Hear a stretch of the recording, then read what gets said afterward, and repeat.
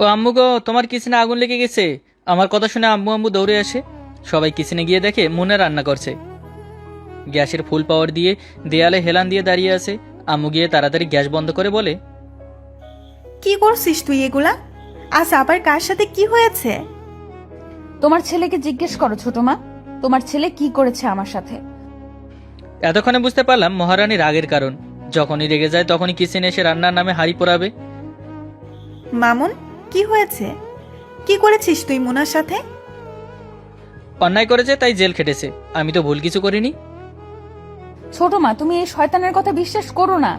আমি বাইক চালিয়ে বান্ধবীর বাসায় যাচ্ছিলাম, কোনো কারণ ছাড়া আমাকে 6 ঘন্টা জেলের মধ্যে আটকে রেখেছে। পুলিশ হয়েছে বলে যা ইচ্ছা তাই করবে তোমার ছেলে? যদি কিছু করেও থাকে তাই বলে তুই ওকে জেলে আটকে রাখবি? আম্মু, সবটা শোনার পর তারপর আমাকে বকো। একে তো হেলমেট পরেনি, তারপর বাইকের লাইসেন্স নেই, ড্রাইভিং লাইসেন্সও নেই। তার উপর আমাকে বলে কিছু নিয়ে চুপ করে থাকতে। আমাকে মারারও হুমকি দিয়েছে। কি হয়েছে সবটা প্রথম থেকে বলছি শোনো। রাস্তার পাশে গাড়ি থামিয়ে চেকিংয়ের জন্য দাঁড়িয়ে আছি। ট্রাফিক পুলিশের কন্ট্রোল বাইরে চলে গেছে। সবকিছু ঠিকঠাক করে বসে চা খাচ্ছি। হঠাৎ কনস্টেবল এসে বলে একটা মেয়ে বাইক চালাচ্ছে, হেলমেট নেই, ড্রাইভিং লাইসেন্স নেই, আর বাইকেরও কোনো কাগজ নেই। তার উপর দাদাগিরি করছে। আমি এসে দেখি মুনা। ভাইয়া দেখো না, তোমার পুলিশরা আমার সাথে বাজে ব্যবহার করছে। বাইকের কাগজ দেখি, ড্রাইভিং লাইসেন্স দেখি। এটা তো আমার বাইক ভাইয়া, আমি এসব পাবো কোথায়? আমি এখানে কারো ভাই নই। থানায় নিয়ে গিয়ে আটকে রাখলে নেক্সট টাইম আর এই ভুল হবে না। ঠিক আছে ভাই, পরিচয় দিলাম না। কিছু নিয়ে এটা এখানেই শেষ করা যায় না? তোর এত বড় সাহস, তুই আমাকে ঘুষ দেবার কথা বলছিস? কনস্টেবল, গাড়িতে তোলো এটাকে। জেলের মধ্যে থাকলে মাথা থেকে ভূত চলে যাবে। এখন কিন্তু বেশি হয়ে যাচ্ছে। আমি কিন্তু এখন মেরে তোমার নাক ফাটিয়ে দিব। অন ডিউটি অফিসারকে মারার হুমকি দেয়া, কেস আরো মজবুত হলো। বলেই মামুন ভাই আমার হাত ধরে টেনে গাড়িতে তোলে। রাগে আমার মাথা আগুন হয়ে আছে। থানার সামনে এসে আমাকে হাত ধরে টেনে থানার ভেতরে গিয়ে জেলে আটকে রাখে। আমি দাঁড়িয়ে রাগী লুকে তাকিয়ে আছি মামুন ভাইয়ের দিকে। নিজের চেয়ারে বসে কফি খাচ্ছে। রেগে মেগে জেলের দরজায় লাথি দিয়ে বসে থাকি। 6 ঘন্টা পর মামুন ভাইয়ার ডিউটি শেষ হলে আমাকে বের করে নিয়ে সাথে করে থানা থেকে বের হয়ে গাড়িতে উঠতে বলে। আমি উঠবো না বললে বলে, এখন যদি গাড়িতে না উঠিস তাহলে কিন্তু সারা রাত জেলের মধ্যে থাকতে হবে। এসিপি মামুন, আপনি কাজটা ঠিক করেননি। এর শোধ আমি আপনার থেকে নিব, মনে রাখবেন। আমি এখন অন ডিউটিতে আছি, আর ভুল করেছিস তাই শাস্তি পেয়েছিস। এখন চুপচাপ গাড়িতে উঠে বস। কিছু না বলে চুপচাপ গাড়িতে উঠে বসি। মামুন ভাই ড্রাইভিং সিটে বসে গাড়িতে উঠে গাড়ি স্টার্ট দিয়ে ড্রাইভ করতে থাকে। আমার চোখ মুখে রাগে আগুন ঝরছে। মামুন ভাই এটা ওটা বলছে, কিন্তু আমি কোনো কথা বলছি না। বাসার সামনে এসে গাড়ি থামালে আমি গাড়ি থেকে নেমে সোজা কিচেনে চলে আসি। চাল আর পানি নিয়ে গ্যাসের চুলার উপরে বসিয়ে ফুল পাওয়ার দিয়ে দেওয়ালে হেলান দিয়ে দাঁড়িয়ে আছি। কিছু সময় পর পানি শুকিয়ে পোড়া লেগে যায়। কিছু সময়ের মধ্যে পুরো কিচেনে ধোঁয়া ভরে যায়, আর তখনই সবাই আসে। মামুন, তুই তাই বলে মেয়েটাকে জেলের মধ্যে আটকে রাখবি? তোমার ছেলে ডিউটিতে থাকলে কাউকে চেনে নাকি? যেটা নিজের ইচ্ছে হয় সেটাই করে। মামুন, তুই ভুলে গেছিস 3 মাস আগে যখন তোর জ্বর এসেছিল তখন মোনা সারা রাত না ঘুমিয়ে তোর যত্ন করেছে? ভুলিনি আব্বু। মুনা আজকে যেটা করেছে তার জন্য এটা ওর উচিত শিক্ষা হয়েছে, নয়তো ও নেক্সট টাইম এমনই করতো আবার। সেটা তুই ওকে বুঝিয়ে বললে হতো না? 6 ঘন্টা জেলের মধ্যে আটকে রাখাটা কি ঠিক হয়েছে? মোনাকে সরি বল। আমি আর সরি ইম্পসিবল। বলে মামুন ভাইয়া কিচেন থেকে বের হয়ে চলে আসে। ছোট মা আমাকে কিছু বলতে যাবে তার আগে আমি রেগে মেগে কিচেন থেকে বের হয়ে রুমে এসে দরজা বন্ধ করে বেডে বসে থাকি। এই দুইটাকে ভাবছি বিয়ে দিয়ে এক করে দিব, কিন্তু দুইটাই যেভাবে সারাক্ষণ লেগে থাকে, এরা সংসার করবে কিভাবে? বিয়ে হয়ে গেলে তখন ঠিক হয়ে যাবে। বাবা মামার মরা মেয়ে মোনা আমাদের বেশ সব ভুলে গেছে, কিন্তু মামুন এমন করলে ওর তো কষ্ট হবে এক সময়। আমি মামুনের সাথে কথা বলবো। তোর সাথে কিছু কথা ছিল। বলো, আমি শুনছি। দেখ বাবা, মোনা বাবা মা মরা মেয়ে। তুই যদি ওর সাথে এমন করিস তাহলে ও কি তোর ব্যবহারে কষ্ট পাবে না বল? ও ভুল করেছে আব্বু, আমি শুধু ওর ভুলটা ওকে ধরিয়ে দিয়েছি। সেটা ওকে বাসায় গিয়ে এসে বুঝিয়ে বললেই হতো। গিয়ে সরি বল মেয়েটাকে। আমি ঠিক আছে বলে ফাইল রেখে মুনার রুমের সামনে এসে দরজায় নক করি। আমি কারোর সাথে এখন কথা বলার ইচ্ছে নেই, যাও এখান থেকে। মুনা, আমি মামুন, দরজা খোলো। তোমার সাথে আমার কোনো কথা নেই, আর আমাকে তুমি আজ থেকে মুন বলেও ডাকবে না। আচ্ছা ডাকবো না, দরজা খোল, 5 মিনিট কথা বলে চলে যাব। বলেছি না তোমার সাথে কথা বলবো না, যাও এখান থেকে। আমার মাথাটা খুব ব্যথা করছে, প্লিজ লক্ষ্মীটি একটু দরজাটা খোল। আমি মামুন ভাইয়ের সাথে যতই রাগ করে থাকি না কেন, ওর কিছু হলে আমার রাগ তখন আর থাকে না। আমি তাড়াতাড়ি দরজা খুলে মামুন ভাইয়ের হাত ধরে রুমে নিয়ে এসে বেডে বসিয়ে দিয়ে বলি, তুমি শুয়ে পড়ো, আমি তোমার মাথা টিপে দিচ্ছি। মাথা কেন টিপতে হবে? তুমি না বললে তোমার মাথা ব্যথা করছে? সেটা তো তুই দরজা খুলেছিলি না, তাই মিথ্যা বললাম। ইচ্ছে করছে মেরে নাক ফাটিয়ে দেই। অসুস্থতা নিয়ে কেউ মিথ্যা বলে? সরি রে, তোর সাথে অমনটা করা আমার ঠিক হয়নি, খুব কষ্ট পেয়েছিস তাই না? তুমি সরি বলেছো না, আর কষ্ট নেই। আমার বউটা এত ভালো কেন? তোমার বউ কে? তুমি বিয়ে করেছো কবে? করিনি, তবে করব। আর আমার বউ তো তুই। ইস, শখ কত! তোমার মতো পচা পুলিশ অফিসারকে আমি কেন বিয়ে করব? তাহলে তো আব্বু আম্মুকে বলতে হয় অন্য মেয়ে দেখেতে আমার জন্য। আমার কথা শেষ হবার আগেই মোনা আমাকে বেডে শুয়ে আমার বুকের ওপর উঠে ইচ্ছা মতো কিল ঘুষি দিতে থাকে। কি করছিস, থাম এবার। আর কখনো অন্য মেয়ের কথা বলবে না। আমার ভুল হয়ে গেছে, আর এইবার আল্লাহান মাফ করে দে। আমি আর কোনোদিনও ভুল হরি কোনো মাইয়ার কথা কমু না নে। আমি হাসতে হাসতে মামুন ভাইয়ের বুকে মাথা রাখি। মামুন ভাই আমাকে 2 হাতে জড়িয়ে ধরে কপালে চুমু দেয়। দুইটাকে বোঝা কঠিন, একটু আগে কি করে আসলো কিচেনে, আর এখন আবার ভাব হয়ে গেছে। ওরা একে অপরকে ভালোবাসে, তাই এমন করে। শুভ কাজটা যত তাড়াতাড়ি সম্ভব সেরে ফেলতে হবে। রাতে দুজনের সাথে কথা বলবো, এখন চলো এখান থেকে। ছেলে মেয়ে কি করছে লুকিয়ে দেখতে হবে না? আমাদের ছেলে মেয়ে বড় হয়ে গেছে। আমার একটা কেস নিয়ে কাল পরশু ঢাকার বাইরে যেতে হবে, একদম ফাজলামো করবে না। আর বাইরে যেতে হবে না, পুলিশের চাকরি করে কত শত্রু বানিয়েছি জানি না। আর আমার কিছু না করতে পেরে তোর বা আব্বুর ক্ষতি করতে পারে, তাই সাবধানে থাকবি। তোমার জন্য তো মরতেও পারবো।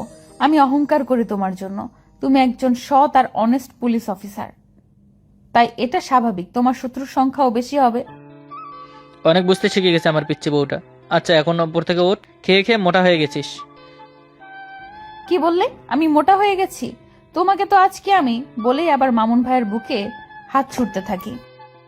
কিছু সময় পর মামুন ভাই আমার সাথে গল্প করে চলে যায়। রাতে সবাই একসাথে ডিনার করে নেই। মামুন ভাই তার রুমে যেতে নিলে ছোট মা বলে, মামুন একটু ওখানে বস। মুনা তুই, তোদের সাথে কিছু কথা আছে। দুজন হলরুমে এসে সোফায় বসে পড়ি। আব্বু আম্মু এসে মুখোমুখি হয়ে বসে। আম্মু বলো, কি এমন কথা বলবে? আমি আর তোর আব্বু একটা সিদ্ধান্ত নিয়েছি। কি সিদ্ধান্ত আম্মু? তোরা তো বড় হয়েছিস, তাই আমরা চাইছিলাম এবার তোদের বিয়েটা দিয়ে দিতে। তোরা কি বলিস? আমি আর কি বলবো, তোমরা যা ভালো মনে করো তাই করো। কি রে মা, তুই কিছু বল। তোমরা তো আমার সব ছোট মা। তোমরা যা বলবে তাই শুনবো। আলহামদুলিল্লাহ, তাহলে এই সপ্তাহে বিয়ের দিন ঠিক করি। তোমাদের যা ইচ্ছা হয় তাই করো আব্বু। আমাকে কাল পরশু ঢাকার বাইরে যেতে হবে, 2 দিন পর আসবো, তোমরা সাবধানে থেকো। আরো কিছু সময় আব্বু আম্মুর সাথে কথা বলে যে যার রুমে এসে ঘুমিয়ে পড়ি।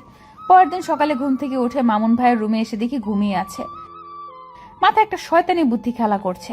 ওয়াশরুমে গিয়ে একটা মগ নিয়ে পানি নিয়ে এসে মামুন ভাইয়ের মুখের উপর মারি। মামুন ভাই এক লাফে উঠে বসে, চোখ ডলতে ডলতে আমার দিকে তাকিয়ে থাকে। আমি হাসতে থাকি। এটা কি হলো? এই সকালে আমাকে ভিজিয়ে কেন দিলি? ইচ্ছে করছে তাই। এত সময় যদি একজন পুলিশ ঘুমিয়ে থাকে তাহলে দেশের কি অবস্থা হবে? দেশ রক্ষার জন্য তুই আছিস না? তোকে আজকে আমি উঠে মুনাকে ধরতে গেলে মুনা ছুটতে থাকে। দুজনের রুমের মধ্যে ছোটাছুটি করতে থাকি। অনেক সময় পর ছোটাছুটি করে মুনাকে ধরে ফেলি। মামুন ভাই আমাকে কোলে তুলে ওয়াশরুমে নিয়ে এসে ঝর্ণা ছেড়ে দেয়। কিছু সময়ের মধ্যে ভিজে একাকার হয়ে যায়। এটা কি হলো? এই সকালে গোসল করিয়ে দিলে? আমার গায়ে পানি ছুঁড়ে মারার আগে মনে ছিল না? এখন বোঝ, কত ধানে কত চাল। তোমার মাথা সরো এখান থেকে বলে আমি মামুন ভাইকে ধাক্কা দিয়ে ওয়াশরুম থেকে বের হয়ে রুমে এসে চেঞ্জ করে নিচে চলে আসি। কিরে, এই সকালে গোসল করলি আস? তোমার ছেলে ঝর্ণার নিচে দাঁড় গড়িয়ে দিয়েছে। আর তুই যে আমাকে ঘুমের মধ্যে পানি ছুঁড়ে মেরেছিস সেটাও বল। তোরা আর শুধরাবি না কখনো। আয় নাস্তা কর এখন। সবাই একসাথে বসে নাস্তা করে নেই, এরপর রুমে এসে চেঞ্জ করে নেই। স্যার কল করে বলে আজকেই যেতে হবে। আমি ঠিক আছে বলে রুম থেকে বের হয়ে আব্বু আম্মুকে বলে চলে আসি বাসা থেকে বের হয়ে থানায়। এরপর কয়েকজনকে নিয়ে চলে আসি অপারেশনে। কিছু স্মাগলিং গ্যাংকে ধরার জন্য আমাদের পাঠিয়েছে, সবাইকে হেডকোয়ার্টারে রেখেছে। আমার কাছে খবর আসে কাল রাতে স্মাগলিং হবে। আমরা সেই জন্য কাল প্রস্তুতি নিয়ে রাখি। পরের দিন রাতে আমরা আগে থেকেই চারপাশে ছড়িয়ে ছিটে থাকি। যখন স্মাগলিং করার জন্য আসে, দুপক্ষের মধ্যে বেশ অনেক সময় গোলাগুলি হয়। সকাল 8টা হঠাৎ বাসায় মোবাইলে কল আসে। মামুন ভাইয়ের স্যার কল করেছে, বলে উনি কাল রাতে সন্ত্রাসীদের সাথে গোলাগুলি করার সময় মামুন ভাইয়ের হাতে গুলি লাগে। ওনাকে নিয়ে কাল রাতেই হসপিটালে চলে আসে, এখন ভালো আছে। কথাটা শুনে চোখের কোণে পানি চলে আসে। ছোট মার ছোট আব্বুকে নিয়ে তাড়াতাড়ি চলে আসে হসপিটালে এসে দেখি মামুন ভাই চোখ বন্ধ করে শুয়ে আছে। ডক্টর আমাকে বলে মামুন ভাইয়ের সামনে চিৎকার চেঁচামেচি না করতে, এতে তার ক্ষতি হতে পারে। আমি ছোট মাকে জড়িয়ে ধরে কান্না করতে থাকি। কান্না করিস না মা, মামুন সুস্থ আছে। ডক্টর বলে গেল চিন্তারও কিছু নেই। তোমার ছেলেকে বলবে আর এই পুলিশের চাকরি না করতে। যদি গুলিটা হাতে না লেগে বুকে লাগতো তাহলে কি হতো? আচ্ছা সুস্থ হয়ে বাসায় যাক, কথা বলবো। এখন তুই শান্ত হ মা। চেঞ্জ আসতেই নিজেকে হসপিটালের বেডে আবিষ্কার করছি। পাশে মুনা বসিয়ে আছে, দেখে বুঝতে পারছি পিচ্ছিটা কান্না করছে অনেক। চোখের পানি শুকিয়ে গালে দাগ হয়ে গেছে। আমার নড়াচড়া টের পেয়ে মুনা উঠে যায়। তোমার সেন্স ফিরেছে? কেমন লাগছে এখন? আমি ঠিক আছি, হাতে একটু ব্যথা আছে। কি অবস্থা, কি করছিস নিজের? আমি ঠিক আছি, তুমি শুয়ে থাকো, আমি ডক্টরকে ডেকে নিয়ে আসছি। বলেই মুনা চলে যায়। ডক্টর আর আব্বু আমাকে নিয়ে মুনা কেবিনে আসে। ডক্টর আমাকে চেক আপ করে বলে কিছুদিন রেস্টে থাকতে। আমি জিজ্ঞেস করে হাতে গুলি লেগেছে, কিন্তু এত সময় চেঞ্জ ছিল না কেন? ডক্টর বলে গুলি হাড়ের ভেতর আটকে ছিল, ব্যথার তীব্রতা বেশি হবে, তাই ঘুমের ইঞ্জেকশন দিতে হয়েছে। আমি বাসায় যাব বলি ডক্টরকে। ডক্টর যাবার পারমিশন দেয়, তবে সাবধানে থাকতে বলে। কিছু সময় পর স্যার এসে আমাকে বলে 1 মাসের মধ্যে ডিউটিতে জয়েন করতে হবে না, পুরোপুরি সুস্থ হয়ে তারপর জয়েন হতে। আমি ঠিক আছে বলি। কিছু সময় পর হসপিটালের সকল ফর্মালিটি শেষ করে মামুন ভাইকে নিয়ে বাসায় চলে আসি। মামুন ভাইকে নিয়ে তার রুমে চলে আসি। বেডে শুইয়ে দিয়ে আমি নিচে এসে খাবার নিয়ে মামুন ভাইকে নিজ হাতে খাইয়ে দেই। এরপর মেডিসিন খাইয়ে মাথার ওপাশে বসে চুলে বিলি কাটতে থাকি। তোমাকে আর পুলিশের চাকরি করতে হবে না, তোমার কিছু হয়ে গেলে আমি বাঁচবো না। এটুকুতে এত ভয় পেলে হবে? কত পুলিশ অফিসার নিজের দায়িত্ব পালন করতে গিয়ে নিজের জীবন দেয় সেটা জানিস? সবাই যদি মৃত্যুর ভয়ে পুলিশের চাকরি ছেড়ে দেয় তাহলে আমাদের দেশের কি হবে ভুলে গেছিস? 1971 সালের কথা। আমার মুক্তিরা জানতো তাদের মরতে হবে, তাও আমাদের এই দেশকে স্বাধীন করার জন্য ঝাঁপিয়ে পড়েছে। তাদের এই ত্যাগকে কিছু মানুষরূপী অমানুষের কাছে হেরে যেতে দিবে না। এই রিকোয়েস্ট করিস না মুনা, নিজের দেশকে রক্ষা করতে গিয়ে যদি মারাও যাই, আমার নামে তোরা গর্বের সাথে নিতে পারবি। ঠিক আছে, বলবো না, তবে 1 মাস আগে তুমি জয়েন করবে না, কিন্তু বলে দিলাম। আচ্ছা তাই হবে। কিসের মেডিসিন দিলি? ঘুমাচ্ছে? তোমার হাতের ব্যথার জন্য মেডিসিন দিয়েছে, ডক্টর বলেছে এটা খেলে ঘুম আসবে। কিছু সময়ের মধ্যে মামুন ভাই ঘুমিয়ে পড়ে।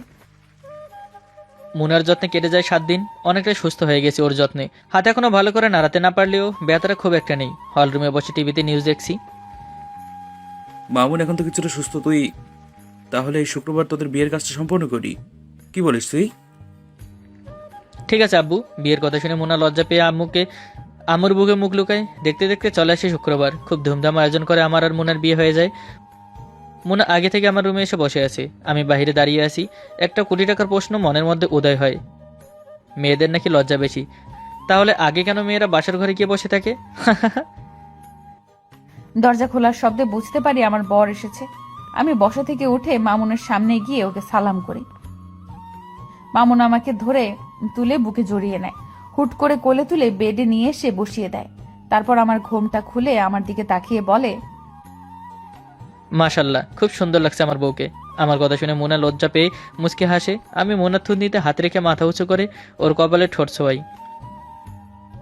আজ থেকে আমাদের নতুন জীবন শুরু হলো। যেই প্রভুর হুকুমে আমরা আজ এক হয়েছি, তার কাছে শুকরিয়া আদায় করার জন্য 2 রাকাত নফল নামাজ পড়ে আমাদের নতুন জীবন শুরু করি। দুজনে উঠে উজু করে নেই। এরপর যে মহান রবের জন্য আমরা এক হতে পেরেছি তার শুকরিয়া আদায় করে দুজনের 2 রাকাত নামাজ পড়ে নেই। এরপর দুজনে এসে বেডে বসে পড়ি। আমি মুনার জুয়েলারি খুলতে সাহায্য করি। এই ভারী লেহেঙ্গা পরে আর থাকতে পারছি না, চেঞ্জ করতে হবে। আমি তোর জন্য একদম। আর তুই না, এখন আমি তোমার বউ, তাই আমাকে তুমি করে বলতে হবে। আমার পিচ্ছি চাচাতো বোন এখনই রোমান্টিক অত্যাচার শুরু করে দিয়েছে। সেটা তুমি যা ইচ্ছে বলো, এখন থেকে তুমি করে বলবে। আর বলো আমার জন্য কি? তোমার জন্য আমি একটা নীল শাড়ি এনে রেখেছি, আজকে এই রাতে দিব বলে। ওয়েট, আমি নিয়ে আসছি। বলেই মামুন উঠে গিয়ে ওয়ার্ড্রোব খুলে একটা শপিং ব্যাগ এনে আমার হাতে দেয়। আমি শপিং ব্যাগ খুলে দেখি একটা নীল রঙের শাড়ি। মুচকি হেসে বলি, তোমার পছন্দ এত সুন্দর জানা ছিল না তো। আমার পছন্দ বরাবরই সুন্দর, তুমি বুঝতে লেট করেছো। থাকা, নিজের প্রশংসা নিজের করতে হবে না। আমি চেঞ্জ করে আসছি। এখানে চেঞ্জ করো, আমি তোমাকে হেল্প করছি। ইস কি শখ! আমি তোমার সামনে চেঞ্জ করতে পারবো না, আমার লজ্জা করবে। এখন তো আমি তোমার বর, এখনো এত লজ্জা? জি স্যার, চুপচাপ বসো এখানে, আমি চেঞ্জ করে আসছি। বলি মুনা চলে যায় ওয়াশরুমে। আমি শুয়ে সেই দিকে তাকিয়ে আছি। কিছু সময় পর মুনা চেঞ্জ করে আসলে আমি ওর দিকে এক পলকে তাকিয়ে আছি। মুনা আমাকে ওর দিকে এভাবে তাকিয়ে থাকতে দেখে লজ্জা পেয়ে মাথা নিচু করে নেয়। আমি উঠে মুনার সামনে গিয়ে ওর গালে হাত রেখে আমার মুখোমুখি করে কপালে ঠোঁট ছোঁয়াই। মুনা কেঁপে ওঠে। আমার পিচ্চি বউটাকে ভীষণ সুন্দর লাগছে নীল শাড়িতে। আমি লজ্জা পেয়ে মামুনের বুকে মুখ লুকিয়ে নেই। মামুন আমাকে কোলে তুলে বেডে এনে শুইয়ে দেয়। এরপর লাইট অফ করে এসে আমার পাশে শুয়ে আমার মুখোমুখি হয়ে আমার চোখের দিকে তাকিয়ে আছে। 4টা চোখ নিজেদের অপলক দৃষ্টিতে দেখতে ব্যস্ত। কিছু সময় পর মামুন আমার 2 চোখের পাতায় কিস করে। আমি আবেশে চোখ বন্ধ করে নেই। এরপর আমার হাত 2 দিকে রেখে আমার হাতের আঙুলে নিজের আঙুল রেখে মুঠো করে ধরে। আমি চোখ খুলতে পারছি না, ভীষণ লজ্জা করছে। মামুন ওর ঠোঁট দিয়ে আমার পুরো মুখে স্লাইড করছে। আমার পুরো শরীরে বিদ্যুৎ খেলে যায়। মনে হচ্ছে আমার শরীরের সমস্ত শক্তি হারিয়ে যাচ্ছে। আমার হুঁশ আমি হারিয়ে ফেলেছি মামুনের এমন ছোঁয়ায়। হুট করে আমি মামুনের ঠোঁটে আমার ঠোঁট মিশিয়ে দেই। কতটা সময় 4 ঠোঁট নিজেদের মধ্যে আবদ্ধ ছিল মনে নেই। যখন দম আটকে আসছিল একে অপরের ঠোঁট ছেড়ে দেই। মামুন আমার কপালের সাথে ওর কপাল ঠেকিয়ে বড় বড় নিঃশ্বাস ফেলছে। আমারও একই অবস্থা। আমাদের একজনের নিঃশ্বাস অপরজনের মুখে আছড়ে পড়ছে। এতে করে দুজন যেন আরো বেশি ঘোরের মধ্যে হারিয়ে যাচ্ছে। আমাদের নিঃশ্বাস ক্রমশ ভারী হতে থাকে। মামুন কিছুটা নিচে গিয়ে আমার ঘাড়ে গলায় পাগলের মতো কিস করে। আমি 2 হাতে বিছানার চাদর খামচে ধরে আছি। মামুনের ছোঁয়া আমাকে পাগল করে দিতে শুরু করে। আপনারা এখন এভাবে কান পেতে আছেন কি শোনার জন্য? লজ্জা শরম হারিয়ে গেল নাকি রাইটারের মতো? তবে আমার তো লজ্জা করছে, আমি আর কিছু বলতে পারবো না, আর আমার বউ কিছু বলবে না। আমরা এখন আমাদের মতো ব্যস্ত হয়ে যাব। আরে আজ বাসর রাত, কত কিছু হবে বলুন তো। আমাদের টানা শুনে বিয়েটা নিজেই এবার করে নিন। মেয়েরা বিয়ের কথা বাসায় না বলতে পারলে ঘন ঘন শাড়ি পরে আব্বু আম্মুর সামনে ঘোরাঘুরি করুন। তবে আব্বু আম্মু বুঝে যাবে আমাদের মেয়ে বড় হয়ে গেছে। আর ছেলেরা যদি আপনাদের বন্ধুদের বিয়ে হয়ে থাকে তাহলে আব্বু আম্মুর সাথে সেই বন্ধুর কথা বারবার বলুন, তাহলে আব্বু আম্মু বুঝে যাবে আপনি কি বলতে চান। আর হ্যাঁ, এগুলো করে যদি কেউ আবার আব্বু আম্মুর হাতে পিটুনি খান তাহলে আমি বা লেখক সাহেব কেউ দায়ী নই কিন্তু। আজকের মতো আসছি, সবাই ভালো থাকুন আর সবাইকে ভালো রাখুন। আল্লাহ হাফেজ।